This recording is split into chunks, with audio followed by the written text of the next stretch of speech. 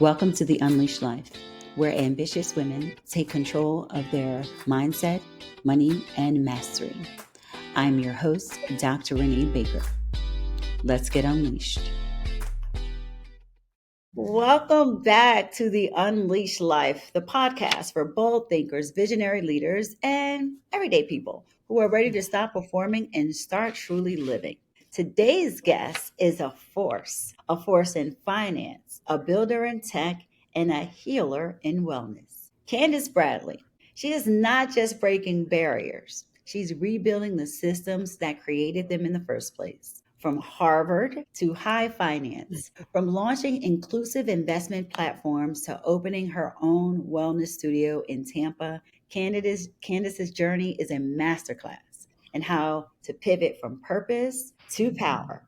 And she's also the founder and CEO of Seneca Village, a company making it possible for communities, especially those that are overlooked, to build wealth together. We're going to talk about money, mindset, and the mastery it takes to live a life fully aligned with courage, clarity, and confidence. This is going to be a conversation rich in gems. I'm just going to make that promise right now, I'm so Candice. excited. I'm Right. excited because we're about to shift the way people think about ownership, Yes. access, and unapologetic abundance. Hello, Candice Bradley. Welcome to the podcast. Hello. I'm so excited to chat with you today. I am so happy that we were able to make this work with your busy schedule, our busy schedule. Schedules. But you are, I mean, just someone that I admire, just for so many reasons, for all that you do. But you are making it happen. So I just want to just start out not with the question who are you, what do we do, because we're going to find out along the way. But you've Okay. worked across finance, tech. You've done Mhm. these tech startups and wellness, and those might feel like three different arenas. But I know that there's a common thread that connects your journey. So let's hear about it, because I just love how multidimensional your path is, and so many people always feel pressured to stay in one lane. Yeah, it's funny. I didn't necessarily set out for it to be an unconventional path. It started very conventionally, but I think over time I've just learned to listen to myself and really understand the intuition and what I felt like I was being pulled to do, and kind of just accepting that and moving with it. And so I think the common thread is just that I wanted to have experiences that were deeply challenging, that were fun. And I wanted to be and impact a group of people who also were fun and challenging, and we could kind of push the envelope. And so finance was very much that. Tech startups was no shortage of that, right? Starting from the beginning and building the company from scratch. I mean, we all know is quite a feat. And, wellness is that. And I think wellness, and I know we'll talk about this, but wellness kind of fits in for me because it's such a fundamental piece of how we live our day-to-day lives. And I think oftentimes we don't incorporate it the way that we should. And our body kind of feels that. And it tries to tell us, but you got to listen. So see, you had me you're taking us on this journey, and then you just dropped the first gem. Yeah. Your body is going to tell you what you need, but you have to listen. You have to listen. And I've said previously, your body whispers before it starts to scream. Before it screams. Exactly. And then it's screaming, and then sometimes people screaming like, what? What happened? What's that? So you have figured out, or maybe you're in a process of working and It's creating a this level of process. alignment, from being in the boardrooms to reforming how we build wealth to the startups and even to self-care. So you're showing us that we can create our version of success, and it's not just what we do; it's also how you listen to the call and have the courage to follow it. Yeah. And I think that's such a big piece of it, honestly, and I'm so glad you phrased it that way. We all kind of have this prototypical view, right, of what we think success is, and it's been built over time for us. There's been, kind of nudges along the way in our childhood and when we were in college, or whatever that kind of early adulthood scenario looked like. And then at some point you face it and you say, but is this what I actually want to do? Or is this what I'm supposed to be doing? And for me, it was very much a, this is what I'm supposed to be doing, right? Like this is what people who've done the things that I have done up to this point do. And stepping away from that is hard, Yeah. or can be hard. It was hard for me. But you got to have courage. It takes courage to do that. Listen, I know a little something about courage, and leaving comfort for a calling is not, it's not easy. And No. it takes, like you said, it takes a lot of courage to leave. You could still love what you were doing and still feel called to do something else and have that Exactly. experience. But Exactly. it doesn't, it's not easy to make that pivot. So what gave you the courage to make the pivot? Hmm. What was it? A moment, a breakdown, a breakthrough, or all the above, or something else? Yeah, no, so this was me listening to my body, honestly. So Yeah, for me, it came through, I loved, and to your point, I didn't not enjoy. I enjoyed what I was doing. I enjoyed nice. the impact that I was having, but I kind of woke up, so to speak, at one moment and I was tired. I would even go so far as to say I was exhausted. And I realized that there were pieces of my professional life that were absolutely what I had imagined, again, based on that definition of success. But I wasn't taking care of myself, and that manifested for me from my body in Graves' disease, which I had, but I would have these flare ups, Right. and they were massive and overpowering. And learning to deal with those flare ups kind of forced me to say, okay, what am I doing on a day to day basis that's contributing to me having flare ups in the first place? and, Yeah. and how can I overcome that from a well perspective, because I didn't want to take medication every day. And so it was kind of putting all these pieces together. But you're right, I wasn't inherently unhappy. I enjoyed what I was doing day to day. But there were, if you think about, I've even learned to think about this from a portfolio perspective. If you think about Mhm. all the pieces of the pie, the work piece, which is a large piece, career piece, which is a large piece, was mostly satisfied. I felt a calling to do something different, but mostly satisfied. But the other pieces were out of whack.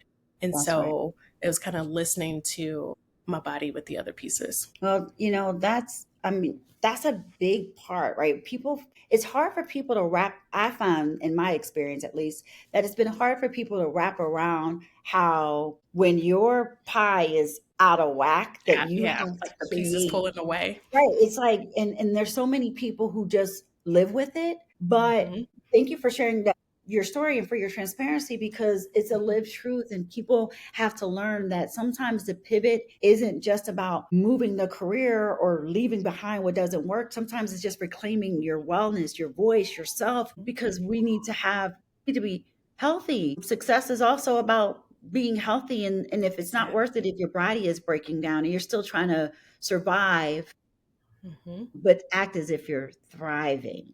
Hmm. Well, Yeah. and we've talked about this, but there's Mhm. that facade of what it means to be thriving, right? And how vulnerable can I be when I'm not thriving? Can I be out loud saying that I should probably, kind of take FMLA and take a break? Right. Do you feel that that's acceptable out loud? And for a lot of people, they push through. That's right. Right. And that's, I mean, that's a really good point as well, because we we both are, we're in finance. That's not the most vulnerable place. Like, that's not the place to be the most vulnerable, right? Like, No. I mean, they might say, "Oh, I hope you feel better," but judging, you're not going Right, anywhere. Like, right, right, right. yeah. I mean, I've personally been in situations where I was very sick and on a stage, or I remember needing to go to the hospital and not wanting to tell anyone that it was in a hospital. And I was on a conference call and someone heard the beeping. And it's not like what they're seeing on TikTok with the microwave. Like, I legit was in a hospital. I had to get surgery, and Right. the doctors put the band around my arm, and I said, "Well, I have a conference to go to. I need to go to this conference. If, as long as I'm not going to die, I'll be back." And I used my Right. jacket to cover To it. cover. I had to tell the leaders that I was working with that I was going to be out for a while, because of this, and Hmm. that did not feel good to me, Hmm. because we want to. I don't know, I'm not going to speak for us, but I know in my experience, it's just you push through, you You keep push through. going, and success looks like pushing through and not giving up. Yeah. And I mean, how's that changed? yeah. So I think it's changed dramatically, and I have similar stories. I even remember I was in labor with my fourth baby, and I had because I worked up until the day that she was Mhm. born, and I was interviewing someone for a position on my team. I was having contractions. Finished my interview and went to the hospital. So that's that quiet kind of sense of you can't take a step back is so real. But to your question, when you take the step back, you realize how ridiculous, or Oh not even yeah. ridiculous, how much pressure, right, you were kind of placing on yourself. You realize, and now it's been for me a little over 2 years of full time entrepreneurship. And man, do I just have a completely different outlook. Do I have completely different perspectives and priorities? And I'm not saying that, I spend half of my day being well to myself, right? I'm clearly still working, Mhm. but I have prioritized, okay, so I am actually going to work out, right? It's going to happen. Or I am actually going to pick my kids up from school, not have a phone, and we hang out for an hour or, whatever. You can make these very intentional moves when you kind of take a step back and realize the severity of the choices you have been making. Yes, that's real, and it's just being able to recognize that one, we need to be present. We're never going to get those moments back. Before I left corporate, my grandmother said to me before she passed away that you can get another title, but you don't get more time. Like, you need to do what it is that you need to do. We can't keep going. You're never going to get this time back, especially with Never. whether it's with your children. We don't get another version. We can't schedule life on our calendar because it's also happening while we're still working. And we get to a point where we wake up and we realize that our choices are really shaping our peace, our body, and our energies. And we can't keep choosing Yes. everyone else and expecting our lives to just kind of magically work Fall out. into place. Right. And now that you have been, this journey as a full time entrepreneur, just carving out space for Mhm. yourself is important. So let's talk about your work, because Yeah, you're doing some really it's interesting work, exciting to me. and you love it. Look how you light up. Like, I you do. I'm love like, it. let's You talk about do. it. Yeah. So let's talk about it. You're tackling the wealth gap in a tangible way, but let's talk about your work. Why don't you share something about all the amazing things that you're doing right now? Yeah, you know what? It's funny. It's been a journey, and I am definitely one of those entrepreneurs, or even just people, not necessarily even identifying as an entrepreneur, who I have a ton of ideas, Renee. So Right. my husband's always like, Candice, pick one and go with it. Like, but I can't. So again, back to that portfolio. For me, that career slice kind of comes in a few different slices, and I don't know how to make it one, but there are things that I feel, to your point, really called to. So one is kind of wellness oriented. And I mentioned that came about for me because of my own journey with Graves' disease, which is an autoimmune disease that impacts the thyroid. So essentially, I have an overactive thyroid. And so it's hard for me to gain weight at different points in Mhm. time. It's hard for me to slow my heart rate at different points in time. And even at one point, I couldn't even work out because my heart rate would get so high that it was beyond, kind of the thresholds of what was acceptable for working out. So I couldn't even work out. And so the journey around that for me has been kind of pieces of fitness, and Pilates is that's why Pilates is part of the wellness kind of portfolio, because Pilates was the one thing that I could do that wouldn't raise my heart rate incredibly, but I could still have strength training and, kind of really work on the micro muscles and kind of improvement in that. So fitness was one piece. Nutrition was a big piece as well. And it's funny, like I grew up with my certain type of foods, right? Like I like my fried chicken and I like my macaroni and cheese, but those are not things that serve my body, Right. unfortunately. And so learning to, kind of find the foods that will nurture me in the way that my body needs, and also allows me to have my guilty pleasures, in the way that I need, in moderation, was kind of a process. And so we've incorporated kind of nutritional training as well in some of the work that we do from a wellness perspective. And then lastly, incorporated restorative or recovery type practices. And these were huge for me with autoimmune disease. As you may know, you have a fair amount of inflammation. And so inflammation reducing activities were things that I was looking for. And so kind of finding modalities such as red light and infrared salt sauna. I mean, it's amazing. The salt Amazing. kind of impact is so amazing for your body. But finding those, kind of types of activities that could help in the wellness journey with reducing inflammation were a huge focus for me as well. And so the Wellness Center was really kind of around putting that all together in a way that other people could serve for themselves, right? And kind of have access to those products and those services in the way that could impact their bodies as well. So that's the wellness piece. Yes.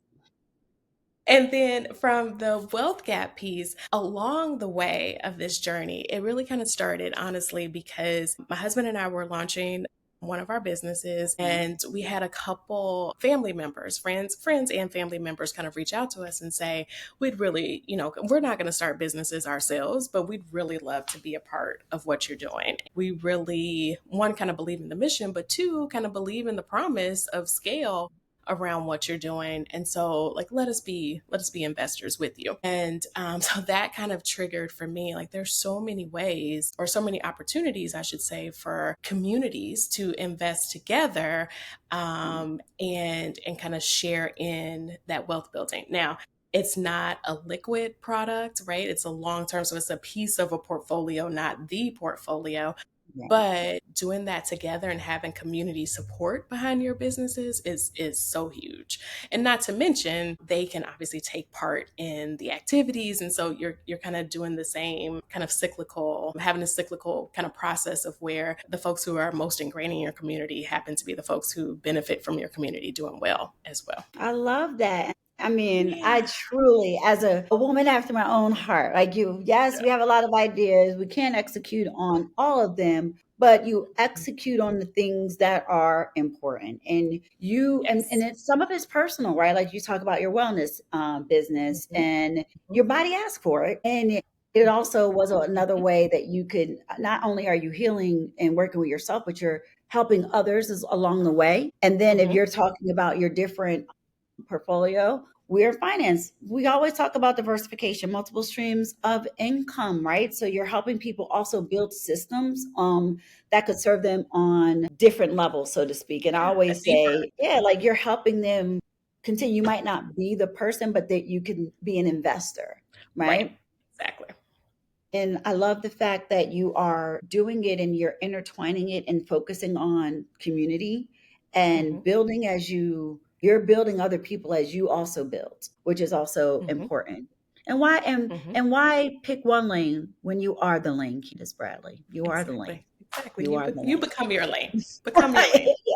Yeah, and that way get to connect all the different pieces. But one of the things that you talk about that is a really interesting to me, particularly when we talk about like this whole idea around unleashed life, is the myth about wealth building, right? Yes. Especially in underrepresented communities. We're Mhm. always hearing money is not for us, or we need to budget better, or there's so much Mm. opportunity out The here. rainy day.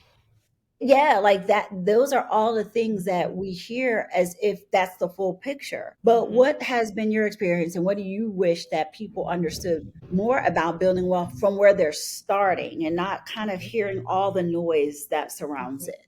Yeah. So I think it's a few different pieces to the mindset, if you will. I think one of them is that frankly you just deserve it. It's not, Right. kind of reserved for a special group of people who are kind of over on that pedestal. It's really there's more than enough money and opportunity in the world for us all. Right. And That's so right. there's just some level of you just deserve it and you're not taking away from somebody else to get it, you're just creating new opportunities in the way that allows it to circulate for the benefit of everyone. And so that's one. And then two, I think that in a lot of, kind of my conversations, it ends up being, well, the best opportunities are for those who already have money. And that's kind of how they perpetuate their cycle. Okay. And Yes. so you mentioned kind of changing the system. Like that's kind of my intent, and frankly what like at the end of the day, what I want to be known for is kind of changing the system around that, to where the best opportunities are not reserved for those who already have amassed a certain amount of wealth, but yet we all get to share in them. And it's hard from, there's so many legal and risk nuances that make it Mhm. incredibly hard for the quote unquote non-accredited investors to be included. But see a path, and it's maybe a longer one, but that doesn't matter because it's a mission. See a path to average individual can invest $500 XYZ investment, and similarly to how the accredited investor can invest 100,000 in that investment, and you can kind of pull Mhm. them together and make it worthwhile for people to start. And like if you can start at those small increments, then over time we both know that accumulates, and That that can, that gets people where they need to be. and that is the one thing is just we say it all the time, like just start somewhere. And Yes. oftentimes there's so much you talked about the legal aspects of it, you talk about all the reasons that maybe someone could not necessarily invest, Hmm. but also there's also some mindset shifts that we're working through as well. But I love that you said we deserve it, full stop. Like you deserve it, not because you earned it by overworking for someone else, not because someone gave it to you, not because opportunity is only for the privileged, is a possibility for everyone. And you're redefining what access looks like. That is my entire goal. If Yeah. if I can accomplish that by the time I'm 100 and it's my time, then that would be amazing to me. Yeah, and I think the approach that you're taking and seeing it as shared path, right? We're Mhm. working on walking this shared path, and even when we don't know, there's somebody next to you that does know, right? Like just learn together and creating an intentional. I don't know if you're calling it community, but it feels like an intentional shared wealth building community where the best opportunities aren't gated. Absolutely. And I do think about, I think even like if we think about our own entrepreneurial paths, Mhm. you don't know what you don't know when you start. So it's That's no right. different than having a baby or getting married or buying a home for the first time. Until you actually do it, you have no clue what you are embarking on. And so I think about, kind of investing from that same standpoint, particularly if you haven't been doing it up to this point. And what has helped me from an entrepreneurial perspective has been those relationships. So you and I will go have lunch and we'll say, like, we can download and say, like, what would you do Mhm. if this was happening to you? Right. And Right. so having those connections and having those touch points as you are along in the journey, as you are learning to diligence companies, as you learn what cash flow means, as you learn what is it like to be an investor in an SPV? What is, as you Mhm. are kind of having those conversations, I think the more that you can rely on um, asking a group of people and kind of crowd sharing knowledge, the better off we all are. Yeah, and when you came up with this idea, right, and knowing that the idea of being an entrepreneur is very different than being an entrepreneur, actually doing the work Yeah. is very different. And you, like you said, you don't know what you don't know. How do you navigate that for someone that's listening, right? Like we've been on this journey, we are learning as we build, we're building the plane as we're flying it in some cases. But what advice would you have to someone who doesn't know and who's also navigating or trying to figure it out? Yeah. So I think it just honestly starts with, and this is something that someone shared to me, like kind of before I started into the entrepreneurial journey. Mhm. Pick something you want to know. So something that you want to know about investing, something that you want to be an expert in. And you can literally spend 15 minutes a day learning about that topic. There's so many ebooks, there's so many courses, there's so many, there's just so many sources of information that you can Mhm. kind of pick 15 minutes, different people, different perspectives, different topics, And, if you add that up over the course of the year, think about how much time then you've spent to become an expert in that topic. If real estate is your jam and you're like, I really want to know about single family rentals and within real estate, and I want to be an investor there.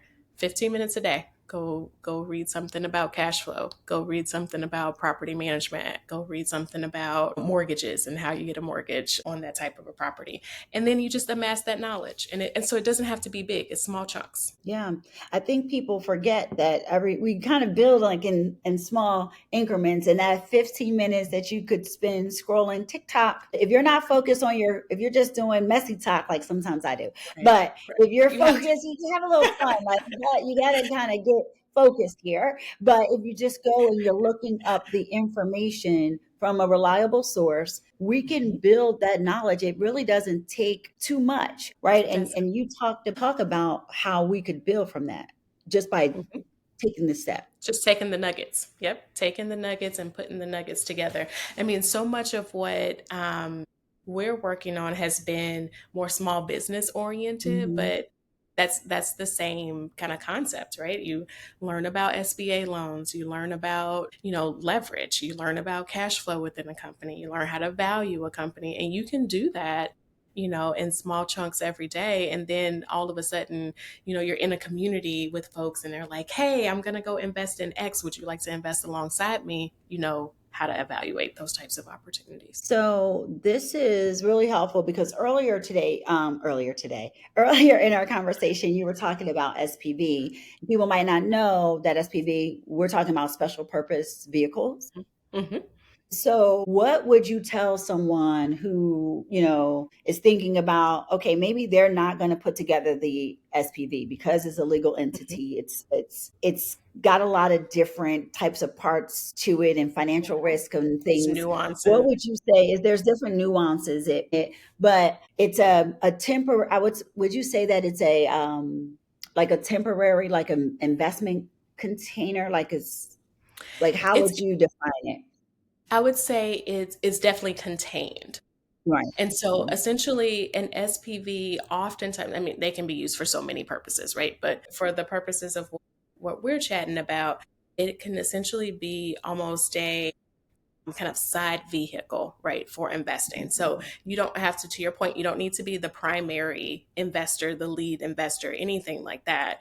But there's an opportunity has, been presented to you. And so you essentially join in with a group of people, you kind of create your own, not you yourself, but it is created for you to have another kind of legal entity, an LLC, and you each kind of contribute to that LLC to pull your funds together to kind of reach the minimums that are then needed to invest in the larger kind of assets. In the case of, even as simple as, maybe not as simple, but even as specific as venture capital, you can have an Mhm. SPV that is operating alongside the main investors, if you will, and you all together can create a vehicle that then invests in that company.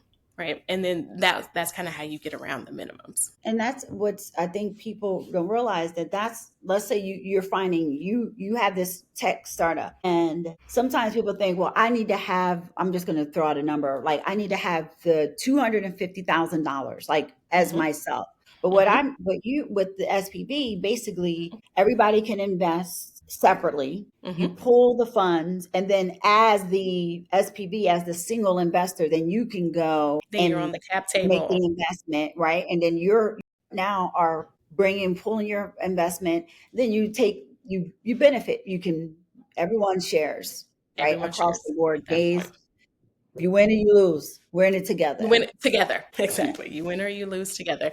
And it definitely gets complicated. Like we talked about, there's some nuances around accredited investors and like, do you meet those thresholds and things like that? And I've been having lots of really, really good and interesting, very promising conversations with some attorneys around, can you have non-accredited investors, right? So that was what I was saying. My long-term vision Mhm. is you'll be able to invest at lower minimums. But how do you pull together those lower minimums to get to that amount? And so there's a ways to go there, but is what I see the future. Yeah, because it's to be an accredited investor, what is it? Is it annual income of 200,000 or 250. more? Yeah, exactly. 250. Yeah. And Or then you have and to have net worth. exactly, and net worth minimums. I mean, there are, and it's that way. That's Mm-hmm. not to disparage, kind of the process around Anyone, that, because right, these are risky investments, right? And right, so right. we want to make sure that people aren't over indexing and then, specifically allocating what they otherwise need or that they can't afford to lose, so to speak. So that there's a reason for sure that that process is in place the way it is, and we respect the process for that. But there's Right. also some level of risk that can be taken by an individual who doesn't quite meet those minimums or doesn't quite have that annual income in order to still have access to those opportunities. And that's a way to help to, I mean, these are type of situations that kind of expand the wealth gap, because if you already don't have wealth, then you might not have access to the tools Had to it. even to build more wealth. So, Exactly. what you're doing is helping with that shift Hmm. and doing your part to kind of, I'm saying level the playing field, for lack of a Hmm. better phrase, Hmm. but I think that's a good one. that's your Mhm. goal here. That's the goal. So, let's pivot, because you've held high level roles in corporate, and you've chosen to be out here in these entrepreneurial Entrepreneurial street. streets, helping people, make a shift and build wealth. Yeah. What? I mean, okay, I'm going to step back for a moment, because we talk about Yeah. this. Yes. What is the mindset shift? Because sometimes it's not even the quitting of the job, it's the shifting of the mindset. Because when you Yeah. go from executive to entrepreneur, Yeah. you have to. That was the biggest thing for me to learn. Like, how do you go There's from some humbling there. executing? Yeah, oh, Yeah. humbling, please, humbled. You're executing someone else's vision to fully your own, and you have their name and capital. But what would you Right. say was what did you have to do to get that mindset, and how do you keep Yeah. going? Yeah. So I will say that, so a couple things. One, we talked about it earlier, but it's so true here as well. It's just that definition of success. Like, you cannot maintain your prior definition of success and persevere the way that you need to in an entrepreneurial setting day to day. Because what I think my biggest aha, I was actually just, kind of writing these down so that I could make sure that I cement them for me. But one of my biggest ahas from entrepreneurship is essentially, you can have the best laid out plans, which is what I had as an executive, right? So we met as a team, we, cross functionally collaborated, we made the strategery all work, and we then had the capital to put the team together to execute it, and we could pilot for a longer period of time because capital was not unlimited, but it felt unlimited. And going from that to, okay, I have a plan, and I have, there's some operational risk, there's some execution risk, but like, I can pilot in small chunks. Going Mhm. from that to, like, I did everything my plan said and it still didn't work. Now Right. what? Like, that is a completely different mindset. I think, and I'm sure you've had them too. I've had days where I'm like, you know what? I'm going to go back and I'm going to get myself a job, and that is going to be easier, and I should just go do it. But then I have, a conversation, or I meet a client, or, whatever the case may be. And you're like, that's why I'm doing this. And that's the impact that I'm having. So that muscle around the definition, and then literal perseverance. Like, I can't even describe it. I think people say this all the time of how you just can't give Mhm. up, but you literally cannot give up, because everything will not work. And even for No. the smartest people, I consider myself a smart person. And I'm like, Yes, that you did are not work. brilliant.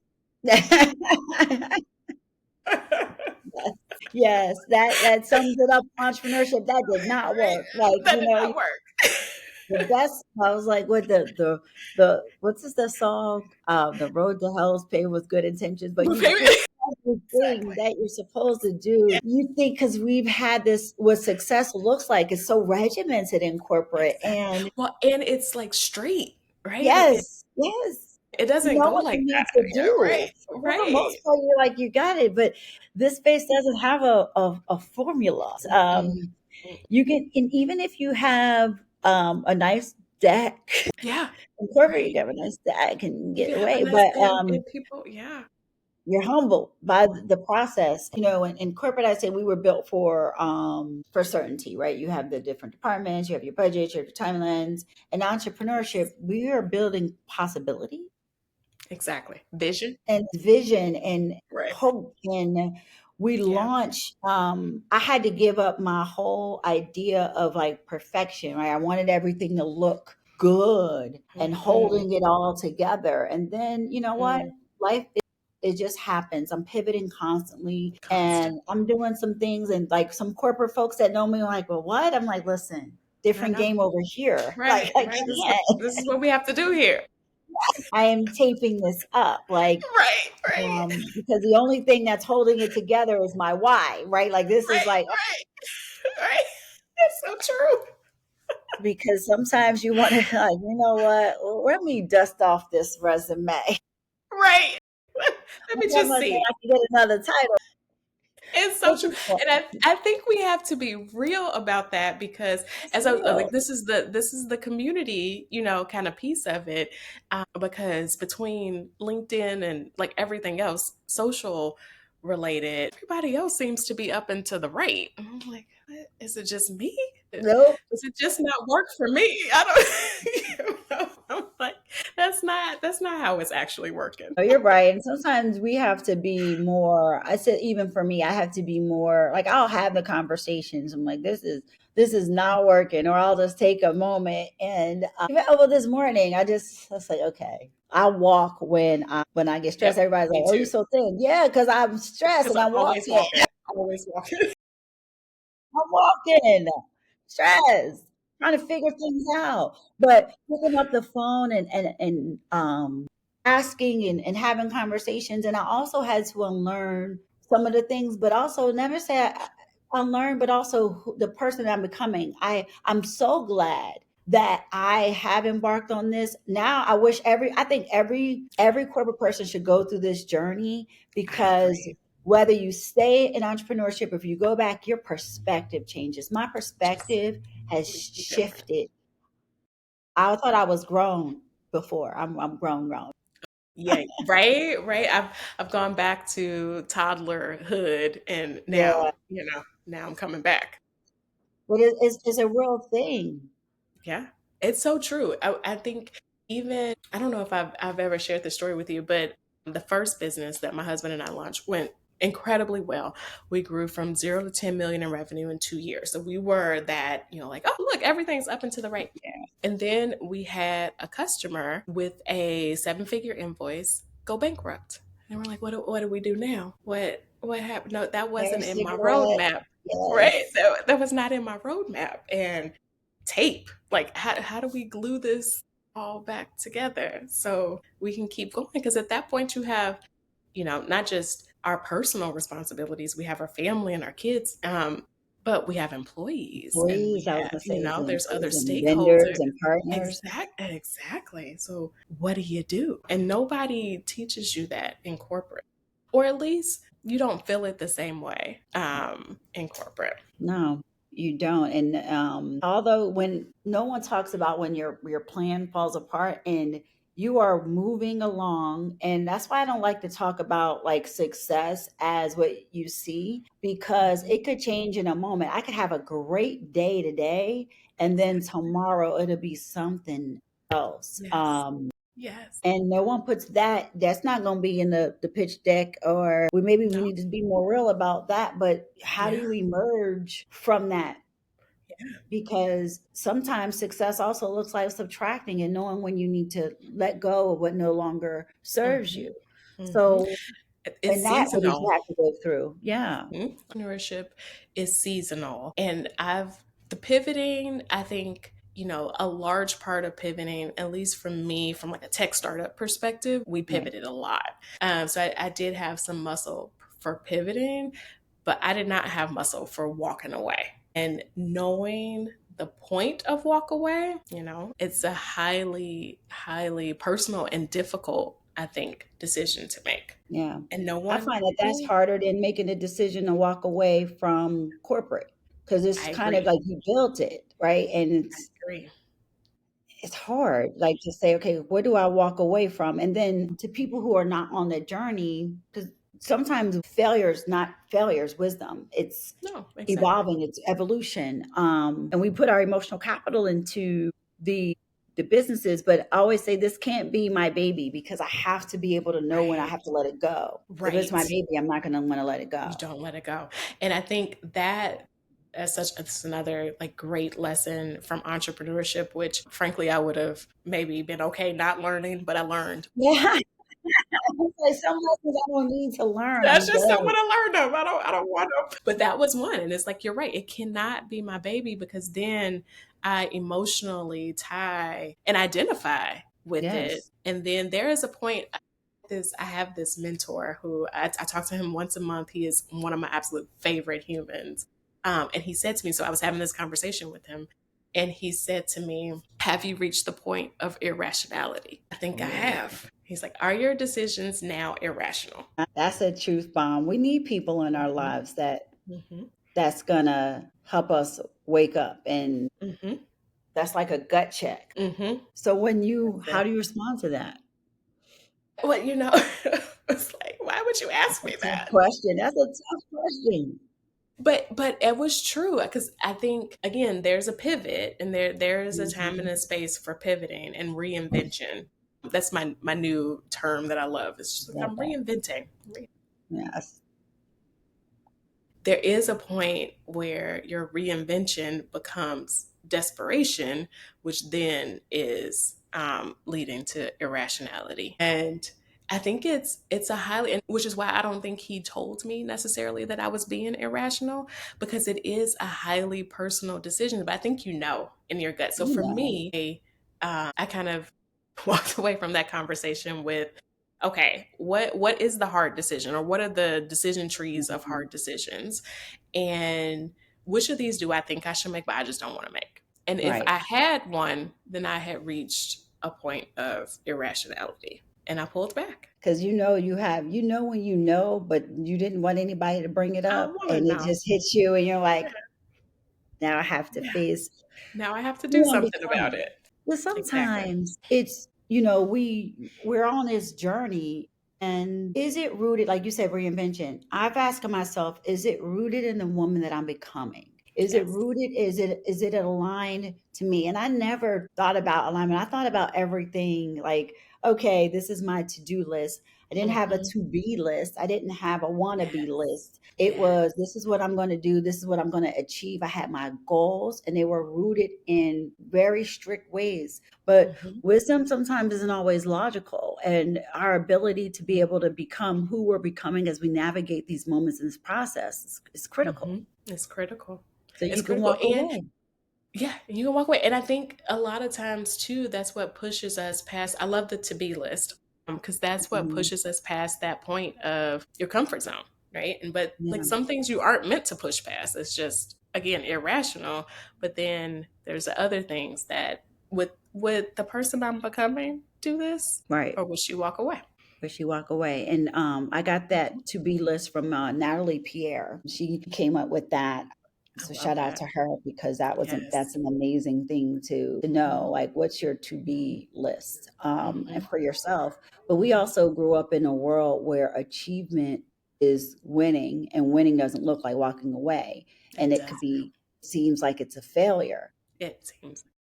That is the thing too, to embrace that is not failure when it's growth. Like, it's not failure when it doesn't follow the path anymore. So that Hmm. is another pivot, because you're like, I failed, but no, you didn't fail. Like, so how have you had those moments where you're Oh yeah. feeling that way? Oh yeah. So and I think I sat with them for much longer than maybe I needed Mhm. to, and Mhm. felt even honestly to some level shame and guilt around Mhm. it, because again from an identity perspective I do identify with myself as someone who makes great decisions, right? Right. And who Right. who is intelligent and who is a great capital allocator and who kind of does these things. And so when something that was well laid out and planned doesn't work, you try again, it still doesn't work. Maybe you try it a third time in a different way and it still doesn't work. It feels like, why can't I get it right? Right. And that for me was a huge learning curve of. And so what I did, and I don't know if on your journey you've done this as well, but what I did was start reading. So back to the community piece, I think there's Hmm. definitely just having conversations with people, and you learn that you're literally not the only person Not the only who one. No. does not. And so that helped me to just know that I wasn't a camp of one. But um, I think the other piece, I read this article, and I think it was Fawn Weaver, who at Hmm. some point had her account for Uncle Nearest was negatively drawn by, I think it was 1.4 million. I don't know why that number stuck out in my mind. It was 1.4 million. And so she said that she realized that this was an opportunity for herself to either, kind of shut it down, walk away kind of deal, or to make a change. So what she said to herself, which is something that one of my mantras that I kind of repeat to myself, was, I was built for this. I was Mm. built for this challenge. Like, this is a challenge that I was built for. And so let Hmm. me logically think through how I would solve it. And so instead of failure, so you find yourself facing situations that frankly you don't want to be in, Right. right? Right. But is this a situation I was built for? And if yes, and there's some reasonable path to getting through the situation where it's not irrational, then I should keep pushing. That's right. But if not, and there is no rational path, I should stop pushing. So it's Hmm. kind of, I was built for this. Okay, Candice, we were built for this. Let's go. I love that. I love that. So I was built for this. And that is Mhm. when you say it, it's like, okay, if I'm built for it, this is not ego. Ego, this is not ego. This is, am I built for this? Am I resilient enough to see this through? And it's your Mhm. own decision tree of whether or not Exactly. this is the path of a calling or chaos. Where are we Hmm. going? Sometimes Hmm. the calling is chaos, but it's okay. We go through a little bit of turbulence before we land the plane, Meantime. but I appreciate you sharing that because also not only is it affirming as as an entrepreneur who kind of is going through it, but it's also permission to know that it's okay, right? You're not the only person, and there may be people out there who this conversation might frighten them and say, "Oh, I can't," or other people who are going through it who say, "You know what? I'm going through that too, and I am built for this." But we Hmm. get to choose. The one thing that I appreciate is that we are using our free will. We have Hmm. chosen this path. Hmm. We have made the decision. And even if you or I or anybody listening decides that this is no longer your path, you actually just get to choose. And I hear all the And that's things, okay. and that is okay.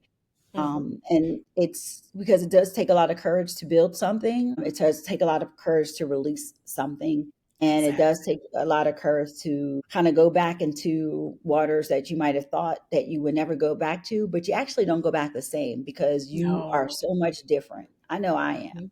Mhm. Mhm. I mean, and yeah, we've talked about this. There's so many flavors. Another thing that I've learned to kind of to challenge from a mindset perspective. There's so many flavors of entrepreneurship. Right. There's, obviously there's full-time entrepreneurship, and that's one, but there's side hustle is not the word that I would use, but there is work alongside a job, and that Yes. is okay. That's Yeah. not a lesser or an inferior entrepreneurial path. And so I think Mhm. people just have to. I think there's so many stories again from a social perspective of like I was down to my last $500, and as I had to sell my things, and it's like, but you don't have to live meagerly, right, to be an Right. entrepreneur. Yeah. There there Right. there are Right. paths. There are Right. paths.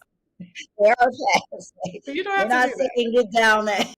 Yeah. No, You have don't to do go that. back to noodles of noodles.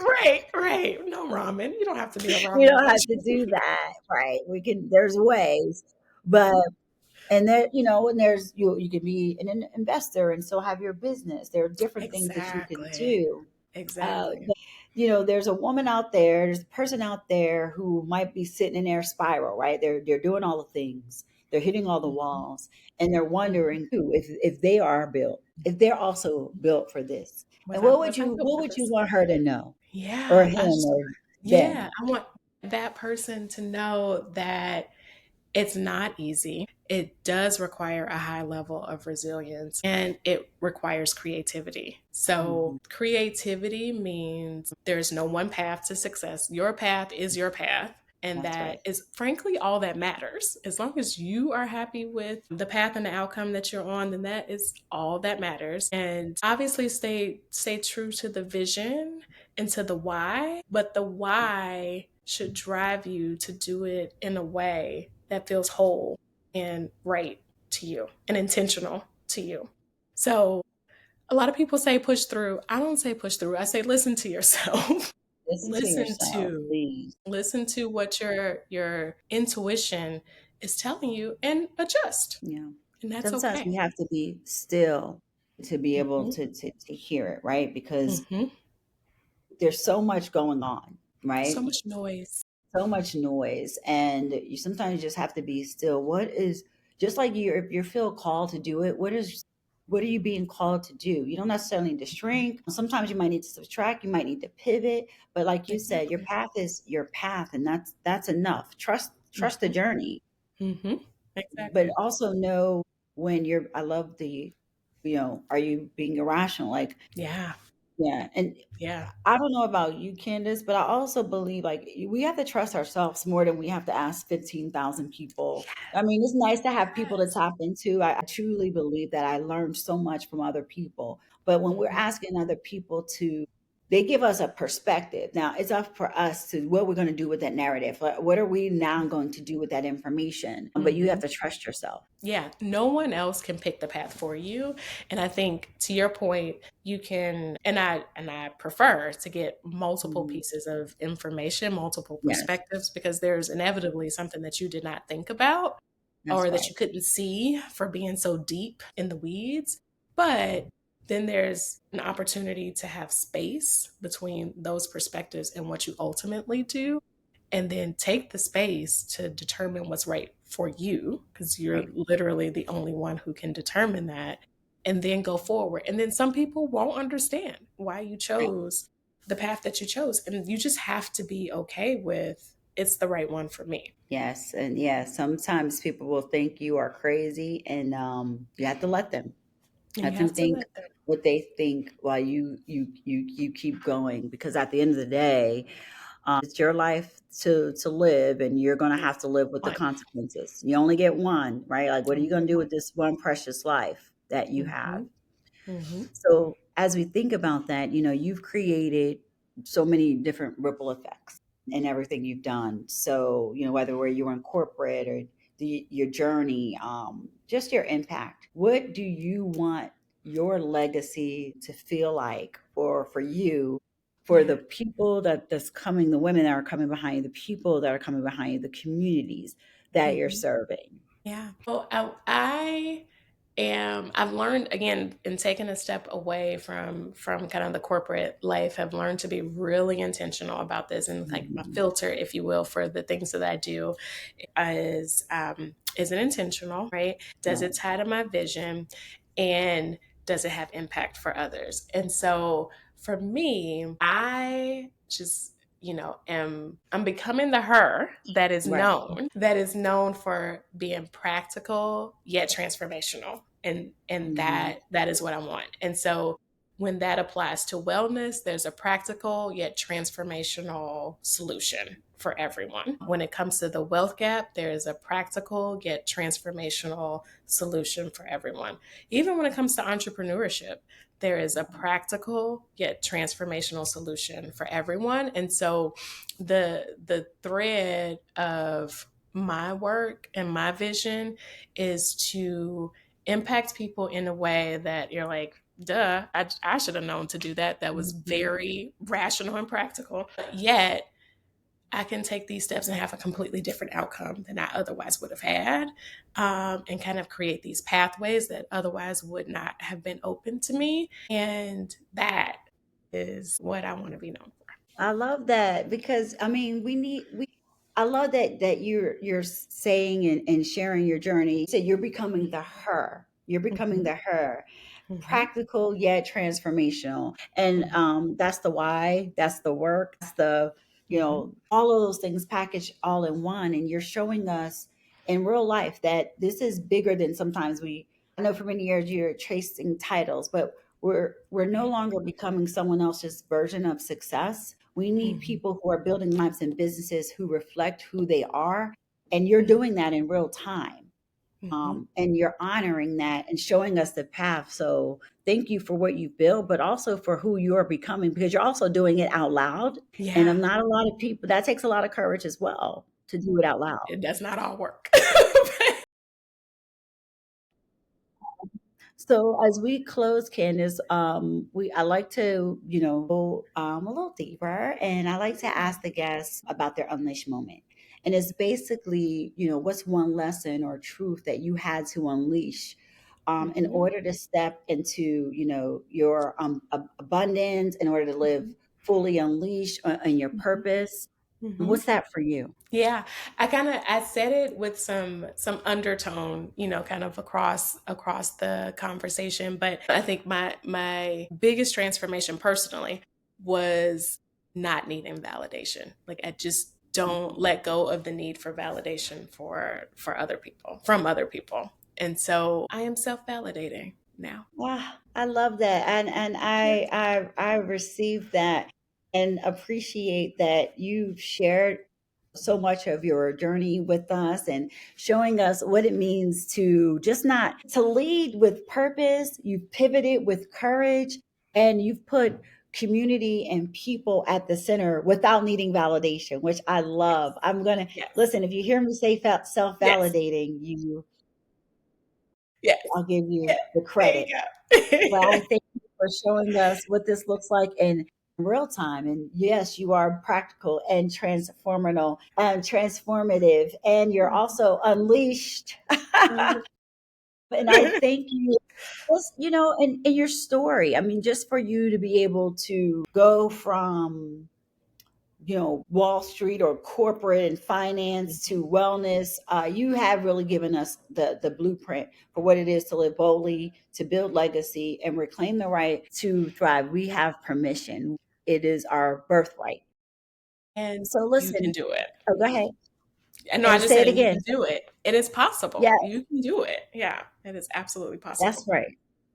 You can do it. So you heard it from Candice Bradley herself. So if people want to connect with you or they want Yes. to know how to follow you, where can they reach you? Yes. So I am on LinkedIn, Candice D. Bradley. And for Seneca Village Ventures, you can find us at RSVV or SV Ventures. Great. We'll put that in the show notes as well. And listen, if you're listening and this episode moved you, I told you we are going to drop some gems. I promised you we were, and we delivered. Tag us in the conversation, leave a review, and share this with someone else that might need the overflow of the wisdom that Candace shared with us today. So until next time, stay grounded, stay growing, stay unleashed, and remember, the best is yet to come. Thank you for joining us. See you next week. Thank you. Thank you for joining us on The Unleashed Life. I hope today's episode has inspired you to break free from financial constraints and societal expectations, cultivating a mindset of abundance and possibility. Be sure to subscribe to the podcast on your favorite platform and join our vibrant online community to share your own unleashed moments and connect with like-minded individuals. Until next time, keep breaking barriers, embrace your beautiful, authentic self, and live life unleashed.